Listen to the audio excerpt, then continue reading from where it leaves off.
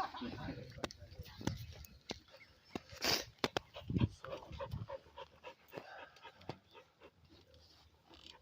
a lot of family, see a lot of smiling, a lot of faces. For those who don't know me, I'm Mateo. I'm in the Lugo family. My mom was Jean, my Aunt Stella's older sister.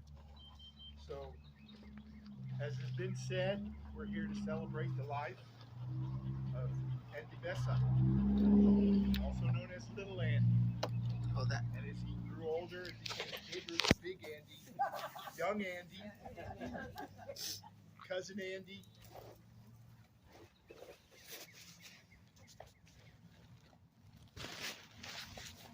Mi primo.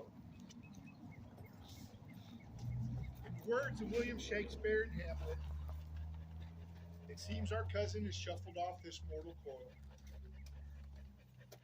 Andy has been freed of his earthly shackles. He's no longer in pain. I pray that he is at peace and he can now rest, surrounded by his loved ones that have gone on before us. I have many fond memories of my cousin. Going back to when we were very young, there was a time when all of the Lugo family was in San Antonio. I know during the summers when I wasn't in school, my sister Michelle and I would stay during the day with our Aunt Stella. And I have the bite marks on my stomach to prove it from little Andy. I have a picture that I put on the group messenger chat of Andy, myself, and my sisters Michelle and Melissa. That was probably from 1978 down at the beach in Biloxi, Mississippi. Grandpa and Grandma Lugo came out for a visit that summer, and they brought Andy with them. And that was a treat, especially when we moved to Louisiana, being so far away. Time with our cousins was few and far between. And as I've read, people often say your cousins are your first true friends.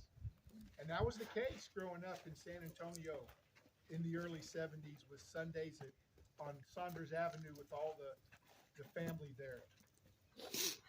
I remember a little bit of time in the 80s when I was in Texas. I saw Carlos Flores here. There he is. Some time together. Then back in the early 2000s when I moved back to San Antonio and Andy and Amy were in grad school up in Texas. And there was many times that I spent with him then. He used to sit with us at football games for the Longhorns. And how many Easter we spent out here, how many golf tournaments. I think Andy and I always played together with a couple other people in the four-man scramble. Yeah. and you know, always the bridesmaid, never the bride. I can't tell you how many times Andy and I came in second place. But a lot of good times, playing horseshoes on Sundays. And then there was the time in 2014 where we really bonded, when in the span of 6 months, we both lost our moms. And that was very special time. Over the past 5-6 years, Andy and I drifted apart. That can happen. But we reconnected last summer. We started texting and talking on the phone. I got to see him at Abigail's graduation in December. And I'm thankful to say that in the last 2 years, my wife and I moved to Austin. And I spent a lot of time with him these last few months, coming on Saturdays or the Friday afternoon and just sitting with him. And it was like nothing had changed. You know, the little jokes, the little funny jokes about a Seinfeld episode or King of the Hill or a movie, or just talking stories about the golf tournament, you know, at Easter.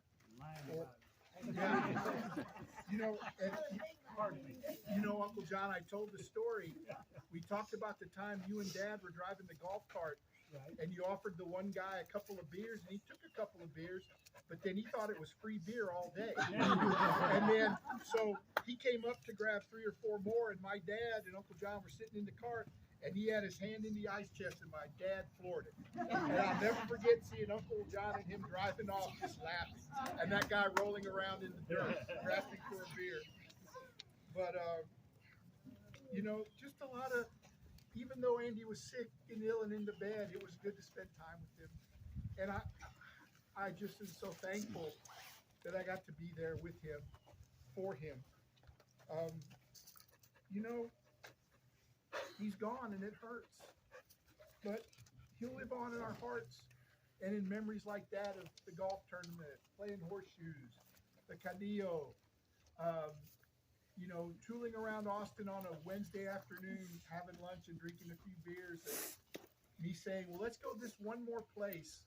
I said, but we won't tell Amy because what she doesn't know won't hurt her. And Andy's famous line, no, Mateo, what she don't know won't hurt me. It's all about me. So I'm going to miss my cousin. I'm not going to stand up here and say otherwise. It hurts. I'm still in a little bit of shock. I love you, Andy, and I'll always love you and always miss you. Now cracks a noble heart. Good night, sweet prince, and flights of angels sing thee to thy rest.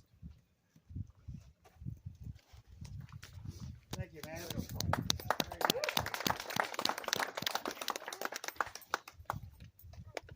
Okay.